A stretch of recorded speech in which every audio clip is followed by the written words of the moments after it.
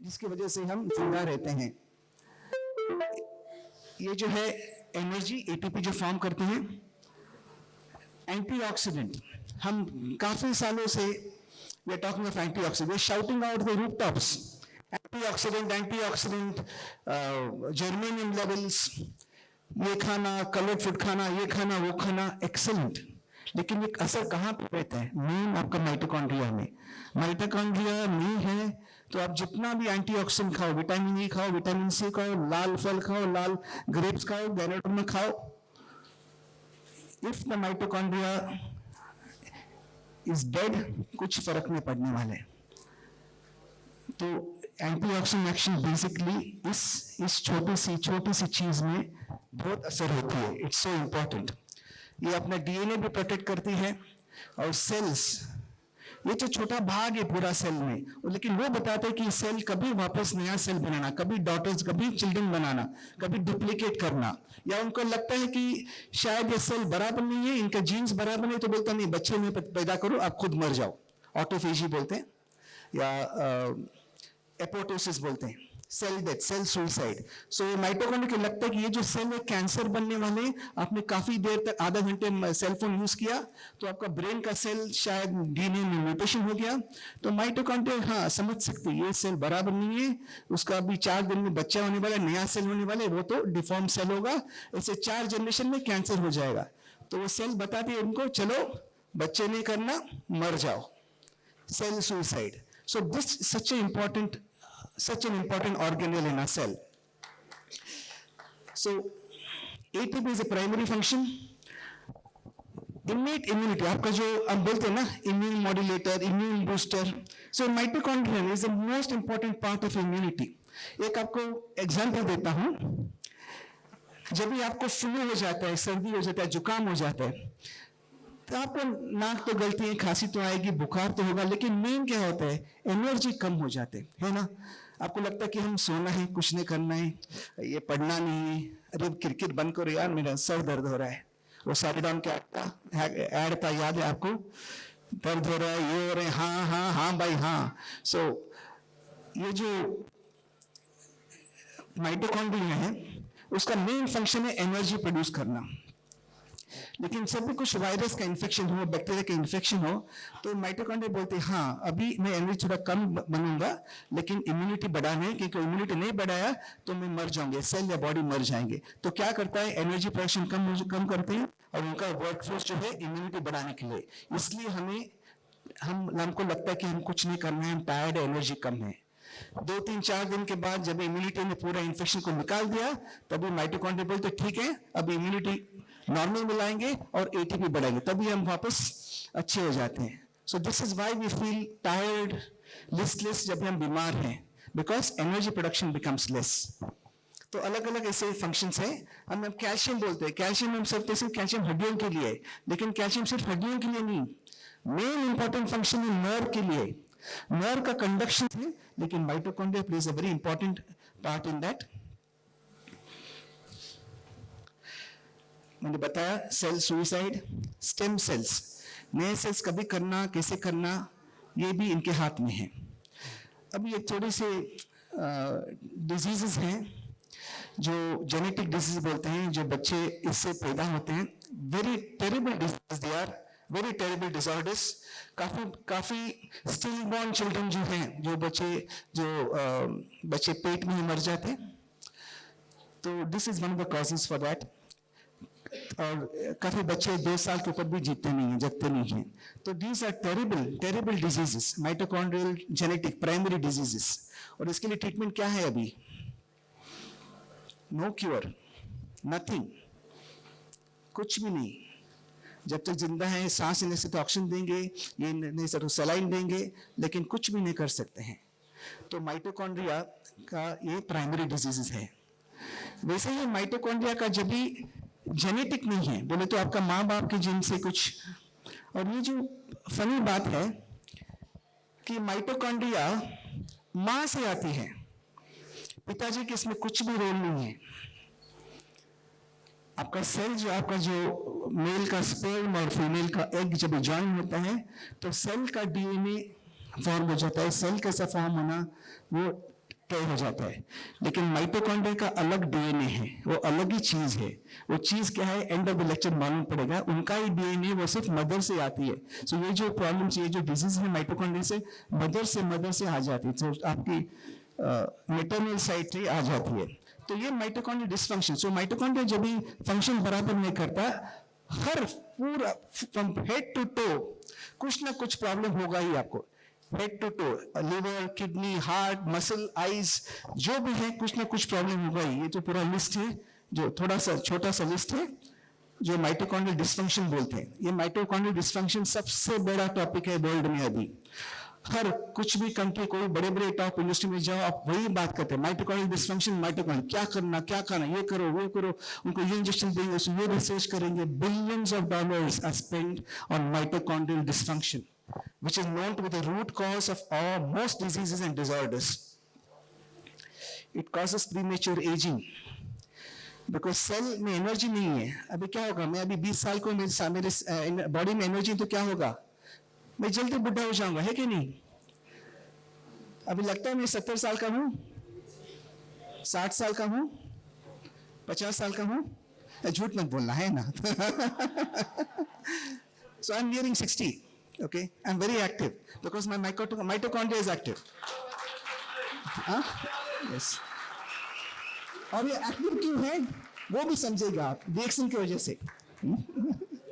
So premature aging, हम बोलते हैं एंटी एजिंग गैनोडर्मा का मेन एक्शन यहाँ है। Mitochondria will prevent a good strong mitochondria will help you from aging, will prevent you from aging. आपको दिखाएंगे, samples दिखाएंगे, फोटोज दिखाएंगे। रिपेयर, रीजनरेशन, आपको मार लगा जल्दी हील होना, कुछ सेल डेथ होता है जल्दी होना। So all this post surgery, post injury, so ये सब माइटोकॉन्ड्रिया का कोई डिफेक्ट है, फंक्शन थोड़ा कम हो रहा है, तो ये सब इन्फेक्शन भी सहन नहीं कर सकते हैं, ट्यूमर्स हो जाते हैं, कैंसर्स हो जाते हैं। So all because of mitochondria, ये छोटी सी चीज। सो हम अल्जाइमर्स बोलते हैं, जब भी याददाश्त भूल जाते हैं। अभी तो वेरी कॉमन है वेस्ट में, इंडिया में तो अभी भी शुरू हो रहा है। पार्किंसोनिज्म, हाथ पैर ऐसे ऐसे हिलते हैं। So all this is basically because of mitochondrial dysfunction. So उनका क्लासिफिकेशन जो पहले बोलते हैं प्लाक हुआ, ये हुआ, फॉलोअर दिमाग का हुआ, नहीं, it's not boiling down to mitochondrial dysfunction. ये माइटोकॉन्ड्रिया में थोड़ा प्रॉब्लम है तो आपका मेमोरी भी कम हो जाएगी, कॉन्सेंट्रेशन कम हो जाएगी। और ये एज नहीं है कि 80 इयर्स में 70 हो जाएगा। आपका बच्चा जो है, समझो कितना भी पढ़ाई किया, उसको मन में रहता है नहीं, मेमोरी रहता है नहीं है, तो उनका माइटोकॉन्ड्रिया में थोड़ा सा फंक्शनिंग का प्रॉब्लम है, वो ठीक कर सकते हैं। ओके, सो आप सोचना नहीं कि आप डॉक्टर होना चाहिए ये सब डिजीज देखने के लिए। आपके घर में, आपके आसपास, अड़ोस पड़ोस में, मामा चाचा काका में यही थोड़े छोटे प्रॉब्लम्स होंगे जो मैं बता रहा हूं। एक हीरो है, super hero, Batman, Superman, Avenger सब कंबाइंड, एक हीरो। और इस हीरो पे काफी रिसर्च हुई है माइटोकॉन्ड्रियल डिसफंक्शन में। छोटे चीज काफी रिसर्च हुई है, रैट्स पे, माइस पे, अलग अलग एनिमल्स पे। लेकिन हम इंडिया में ह्यूमंस पे माइटोकॉन्ड्रिया डिजीज डिसफंक्शन में we have used Ganoderma, we have found wonderful results. So these are some of the papers.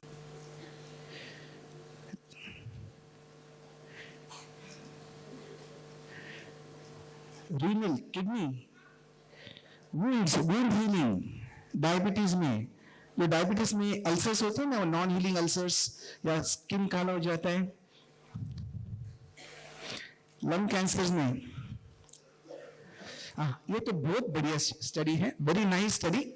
ये क्या क्या उन्होंने रिसर्चर्स ने, जस्ट आपके लिए अच्छी बात है कि वेरी इंटरेस्टिंग बात। दो ग्रुप रैट्स लिए उन्होंने, रैट्स बोले तो चूहा। तो एक ग्रुप को क्या किया उन्होंने, सब नॉर्मल, दोनों रैट्स नॉर्मल थे, सेम वेट सेम एज सब।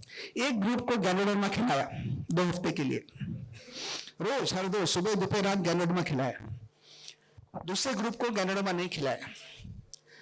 2 हफ्ते के बाद दोनों को एक इंजेक्शन दे दी जिससे ब्रेन में डैमेज हो जाते हैं।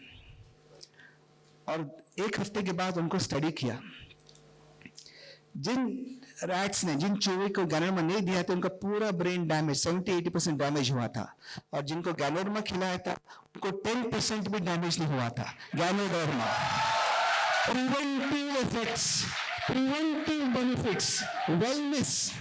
गैनोडर्मा खाओ, आपका brain, mind, neural system, kidney, अच्छा गैनोडर्मा नहीं मिलता था तो मैं कहाँ वहां से ढूंढ ढूंढ के इंपोर्ट करके लाता था, और सोने की ज्यादा मैं वो स्टोर करके रखता था।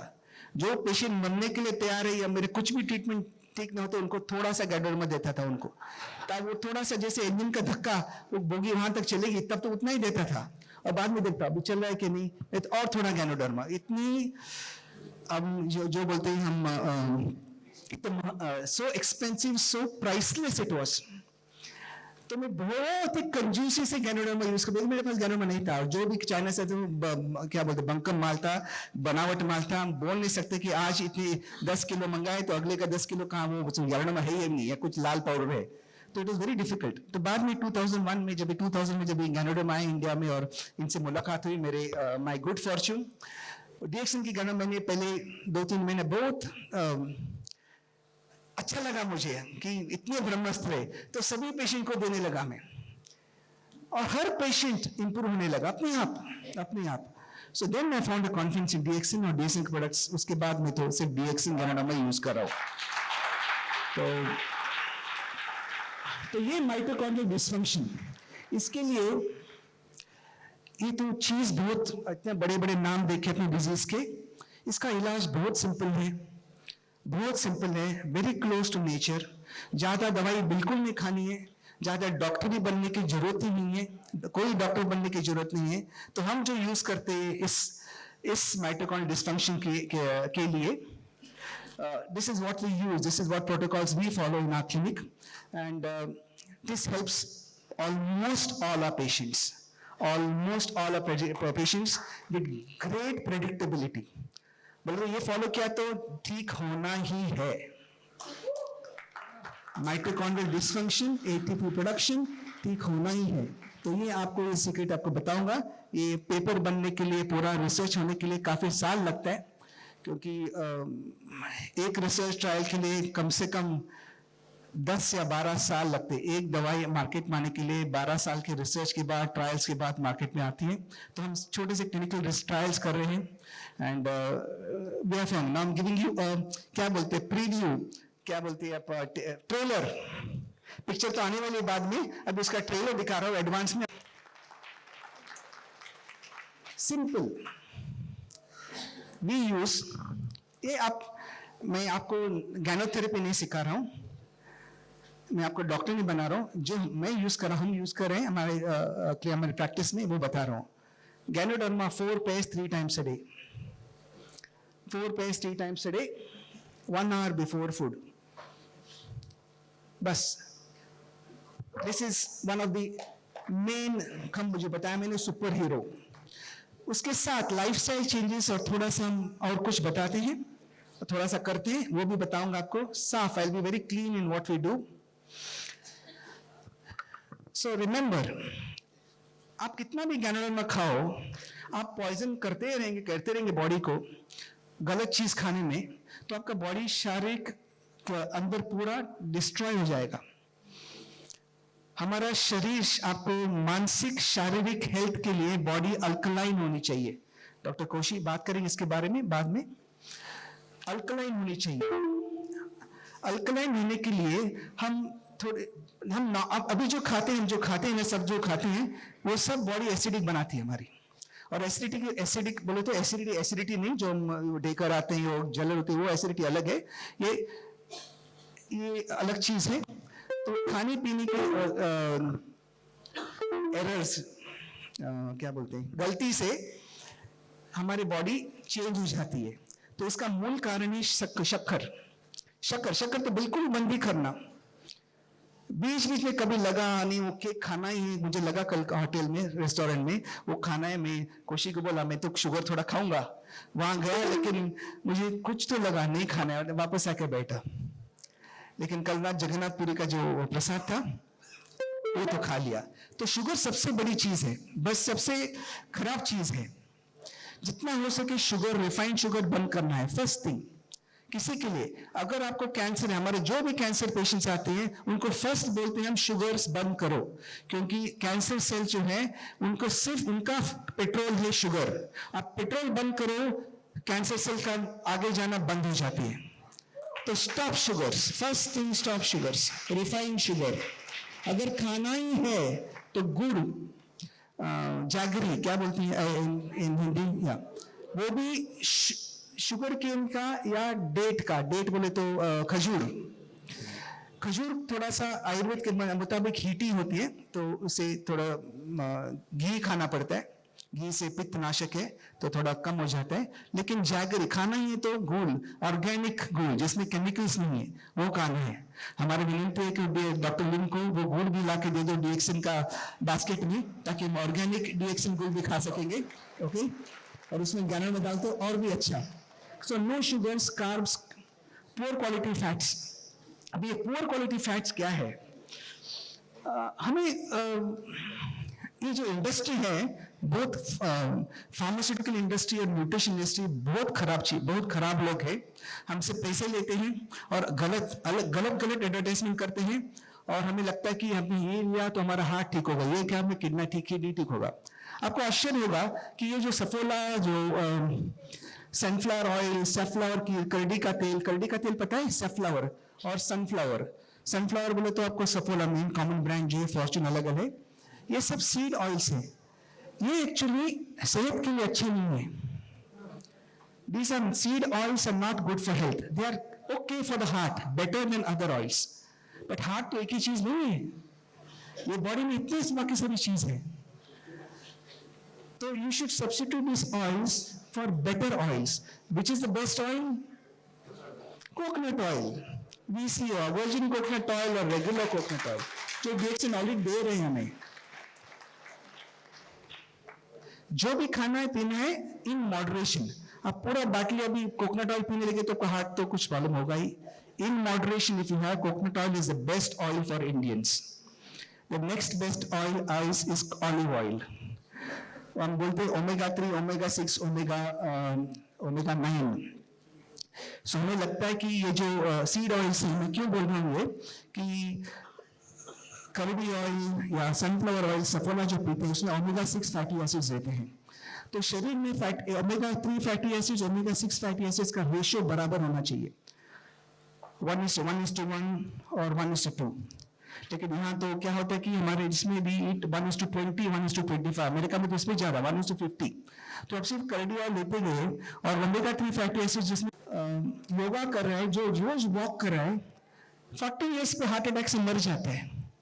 और जो आदमी पी रहा है, मटन खा रहा है, चिकन खा रहा है, इतना बड़ा पेट लेके घूम रहा है, उसे कुछ नहीं हो रहा है। ये कारण है, because vegetarians are eating Saffola, sunflower, sunflower oil. Omega 3 तो बिल्कुल कम है, फ्लैक्सीड में है, लेकिन वो जो एब्जॉर्ब होता है बहुत कम है। तो रेशियो का प्रॉब्लम हो जाता है, क्योंकि हमारे पास वेजिटेरियंस को नॉनवेज में बैलेंसिंग ओमेगा 3 नहीं है, इसलिए बॉडी टॉक्सिक होकर उनके हार्ट अटैक हो जाते। ये कुछ क्या बोलते हैं, तजुर्बे की चीज नहीं है, this is scientific facts. So coconut oil, I would recommend coconut oil. घी, सबसे बढ़िया चीज घी है। आयुर्वेदा में बोलते हैं आयुर्घृतम, life is ghee, ghee is life. तो ghee is wonderful and your coconut oil. जो भी हम खाते पीते उसमें भरा हुआ है, जो धान्य खाते उसमें भी भरा हुआ है। अभी ग्लाइफोसेट्स, ये वो अलग अलग चीजें हैं। सबसे बढ़िया तरकारी क्या है पता है? सबसे खराब तरकारी क्या है पता है? कॉलीफ्लावर। दिन में 3 बार उसमें फुवारा मारा जाता है। तो कॉलीफ्लावर बिल्कुल खाना नहीं। अभी आपको होटल में आपको आलू गोभी, गोभी मंचूरी बिल्कुल हाथ में लगाना, 10 स्टेप्स दूर, उसमें मैक्सिमम इंसेक्टिसाइड्स हैं। कॉलीफ्लावर, कैबेज खाना है तो सिर्फ ऑर्गेनिक, नहीं तो खाना नहीं, बाकी कुछ खा लो, ढूंढो, थोड़ा पैसा खर्चा करो लेकिन ऑर्गेनिक खा लो। सो ये पेस्टिसाइड्स, हर्बिसाइड्स से काफी तकलीफ होती है। खाते हैं चिकन, खाते एग्स, खाते। याद रखना कि जो पोल्ट्री में जो बनती है हजारों क्या बोलते हैं हेन्स, चिकन है, उसमें हर रोज हार्मोन्स, एंटीबायोटिक्स, एंटीफंगल्स इंजेक्शन देता जाता है क्योंकि मर न जाए। अंडे पहले पैदा करो, बाद में मरो, कुछ प्रॉब्लम नहीं। महत्व है अंडे की, और आपका बॉडी वेट बढ़ना है। हार्मोन्स देते हैं ताकि वो 1 किलो चिकन का 3 किलो ज्यादा वजन, ज्यादा प्रॉफिट। तो आप जब भी वही चिकन खाते हैं, वही एग्स खाते हैं, तो वही हार्मोन्स, वही इनसे वही आपका पेट में जाते हैं। तो वी से गाउटी, व्हाट इज से गाउटी बोले तो घाटी चिकन, घाटी eggs, I don't know what is से, जो देसी घी, देसी एग्स, देसी चिकन खाना है। तो कीटो डाइट बोलते हैं, तो high fat, low carb, low protein, medium protein diet. It's very useful specially for neural disorders, जो ब्रेन के डिसऑर्डर्स है, अल्जाइमर्स हैं, ट्यूमर्स हैं, पार्किंसोनिज्म है, मेमोरी लॉस है, आप याददाश्त अच्छी नहीं होते। कीटोजेनिक डाइट बोले तो फैट ज्यादा खाना, कार्ब्स कम करो, राइस और जो भी फ्लावर्स है कम कर लो, भाजी पाला जो है ज्यादा खा लो, फैट्स ज्यादा कोकोनट ऑयल लो, ज्यादा घी खा लो, प्रोटीन थोड़ा मध्यम रूप में ले लो। ये कीटोजेनिक डाइट है फॉर वेजिटेरियंस। ओके, सबसे इंपॉर्टेंट गैनोडर्मा के बाद, सुपर हीरो के बाद सबसे इंपॉर्टेंट चीज है ये फास्टिंग। हमारे जो परदादे थे वो क्या फुलिश बोले तो फूल्स नहीं थे क्या, हाँ पागल नहीं थे। सॉरी, मेरी हिंदी बहुत खराब है, I am trying my best. मेरे सोच इंग्लिश में आ रही है, मुंह से टंग से हिंदी निकलती है, तो थोड़ा बीच में माइटोकॉन्ड्रिया नहीं फंक्शन करिए। सॉरी। हमारे परदादे जो हैं वो पागल नहीं थे। वो बोलते थे मंगलवार को गणपति का सोचो, फास्टिंग करो, सोमवार को शिव बाबा का ईश्वर का सोचो, फास्टिंग करो, फ्राइडे को बताया कि इन्होंने फास्टिंग करना है, व्हाटएवर। तो ये गलत, ये हम क्या किया उन्होंने, लोग सुनते नहीं थे इसलिए भगवान का नाम डाल दिया। भगवान के डर से एटलीस्ट तो फास्टिंग करेंगे। तो ये फास्टिंग बहुत इंपॉर्टेंट है। फास्टिंग किए तो, फास्टिंग बोलते फुल फास्टिंग, ऐसे नहीं कि हाँ 6 बजे से 6 बजे फास्टिंग, बाद में पार्टी 6:30 बजे, और बाद में खाना सुबह 4:30 बजे उठ के वापस ऊंट के जैसे खा लो, पेट भर लो, और बाद में 12 घंटे नहीं। This is not fasting.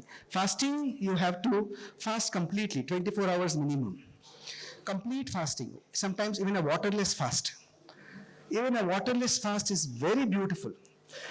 आपको जो फिस्चुला, आपने सुना है फिस्चुला, एनल फिस्चुला, जो भी फिस्चुला रहती है, हाँ यहाँ पे वाटरलेस फास्ट कर लो जितना हो सके, अपने आप फिस्चुला श्रिंक हो जाते हैं। We have seen wonderful post surgical, surgery के बाद एक बार यहाँ का सलाइवरी ग्लैंड जो है, यहाँ का फिस्चुला निकलती है, सलाइव आते रहता है, यू नो। घर में कुछ ऑफिस में बैठे हैं, यहाँ रेस्टोरेंट से अच्छी खुशबू आ रही है, यहाँ से वो सलाइवा बाहर निकल रही है, तो salivary फिस्चुलास। Ask them to fast 1 day, 2 day, 3 days, graded fasting। धीरे धीरे से सलाइवा फिस्चुला कम हो जाते हैं, एनल फिस्चुलास कम हो जाते हैं। ब्यूटीफुल। और फास्टिंग का क्या साइंटिफिक वैल्यू क्या है कि जो माइटोकॉन्ड्रिया जो है फास्टिंग जो करते हैं, माइटोकॉन्ड्रिया और तंदुरुस्त हो जाते हैं। वो समझ सकते हैं क्योंकि उनको प्रोसेसिंग नहीं करना है, उसको टाइम है कि अपने का, जैसे हम क्या बोलते हैं, हर ऑफिस में एक दिन हॉलीडे रहता है ना, हर दुकान में एक दिन हॉलीडे रहता है।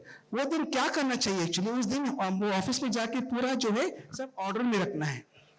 तो ये फास्टिंग है।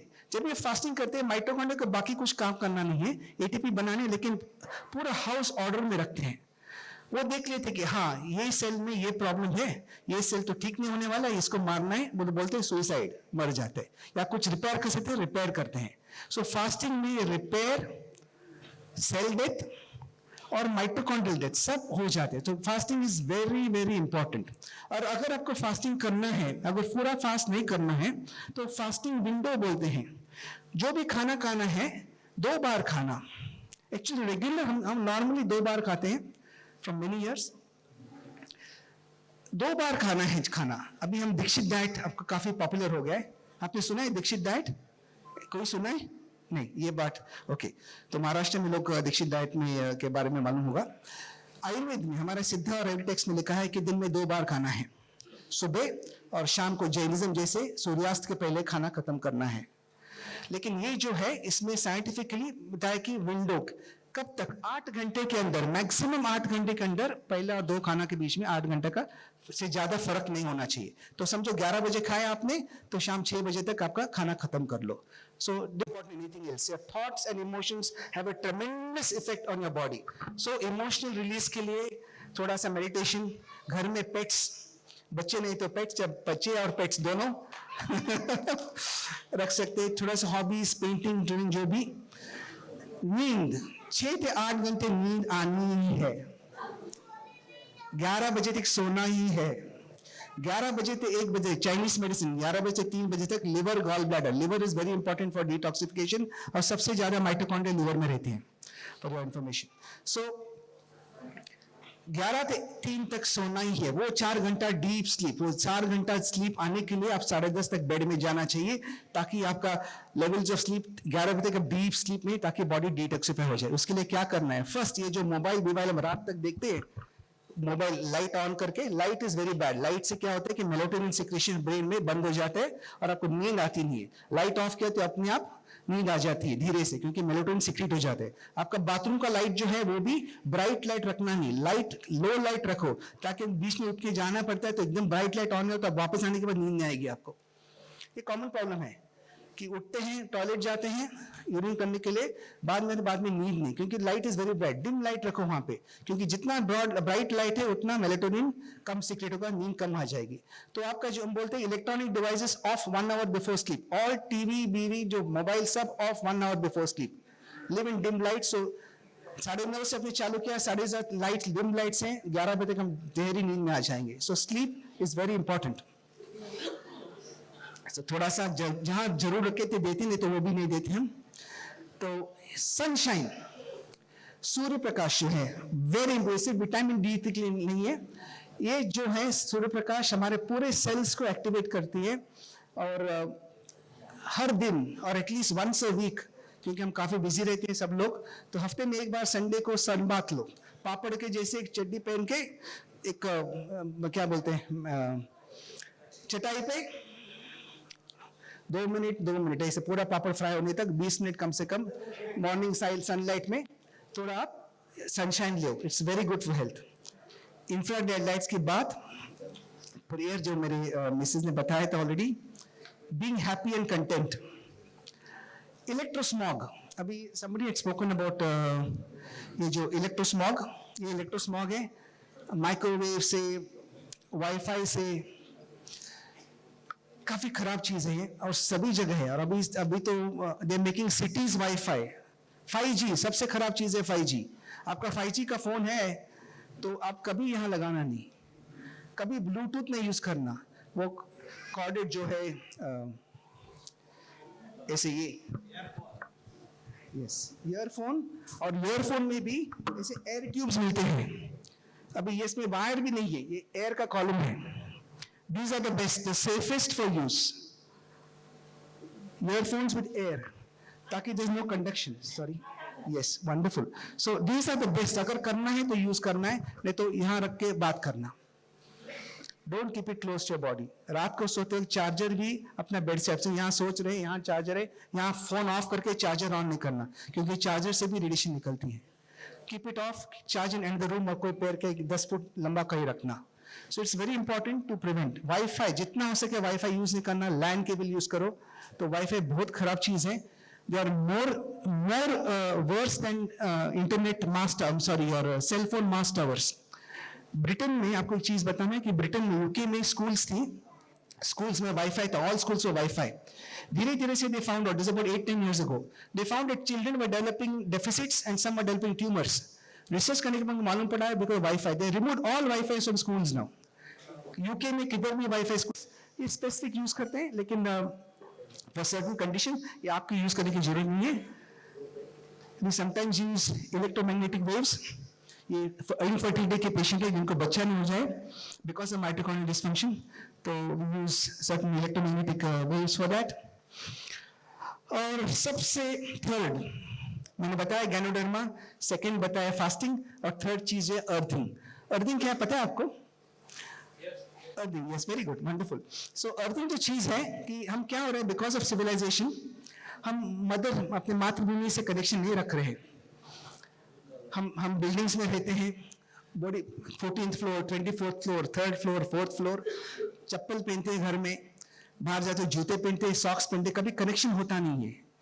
तो अर्थिंग इज वेरी इंपॉर्टेंट। सुबह से उठते हैं, बाथरूम चप्पल पहन के बाथरूम जाते हैं, टूथ ब्रश करते हैं, चप्पल निकालते हैं, नंगे स्नान करते हैं, लेकिन वहां सिरामिक टाइल है, कुछ फायदा नहीं, करने बैड इंसुलेटर।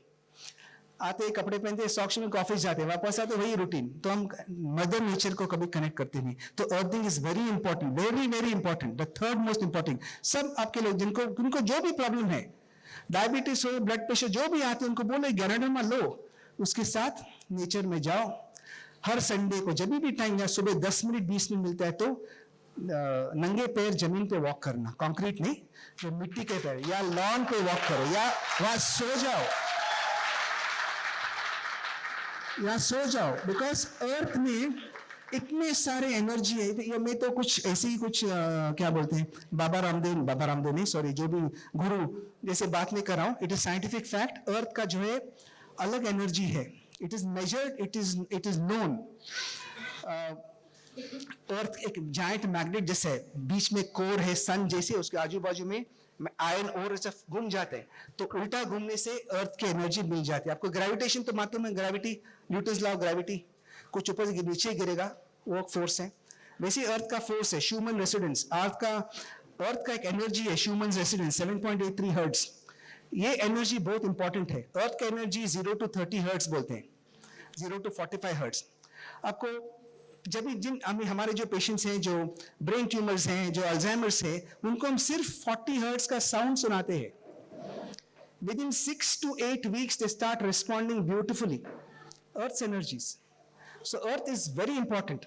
अर्थ का एनर्जी, तो जमीन पे लेटना it's very very very important. तो ये मैं हूं और ये मेरी दूसरी बेटी डैजल, अर्थिंग कराऊं। ये संडे को निकाला था फोटो। ये जो है, this is proof of anti ageing. She is 17 years old, 17। Dogs don't live more than 10 to 12 years. 17 years old this December, every day RGGL and Spirulina whenever possible. Dazzle, give a big hand to her.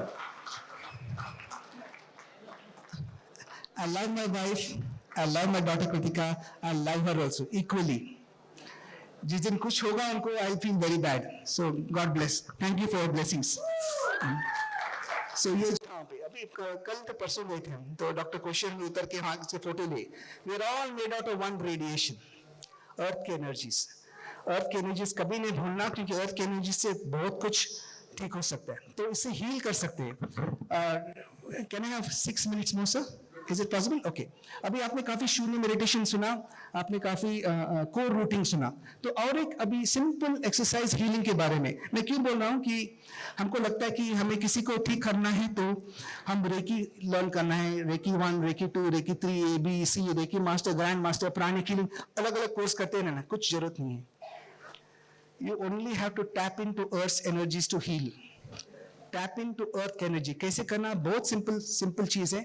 हम हमारे सभी patient को सिखाते हैं और उनको बोलते हैं, would you like to learn? 2 minutes it takes, would you like to know about it? Okay, क्योंकि आपकी सब जो डिएक्शन, जो आपके कस्टमर्स हैं, क्लाइंट्स हैं, सब ये प्रैक्टिस कर सकते हैं। It's very very simple. So all of you अभी तक कैसा लगा? कैसा लगा? मजा आ रहा है? मिलेनियर बनने सब कोई नहीं रोक सकता है हम सभी लोगों को। आपने अभी कई अपडेट्स देखा, डीएक्सन का ग्रोथ, डीएक्सन इंडिया का ग्रोथ, एमएलएम इंडस्ट्री का ग्रोथ, नेटवर्क मार्केटिंग इंडस्ट्री का growth, source of network marketing, कई सारी चीजों ने आप सभी ने यहाँ पे मैनेजमेंट के बिहाफ से, डॉक्टर लिम के बिहाफ से, और हमारे गुरुजी, हम सभी के mentor, RBC founder, chairman professor KN Vasudev sir ने भी आप सभी को बीच में टेस्ट किए, डीएक्सन और मिलेनियर बनने का तरीका।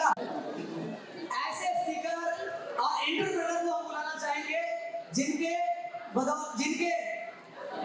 बदौलत आरबीसी कंप्लीट नहीं है।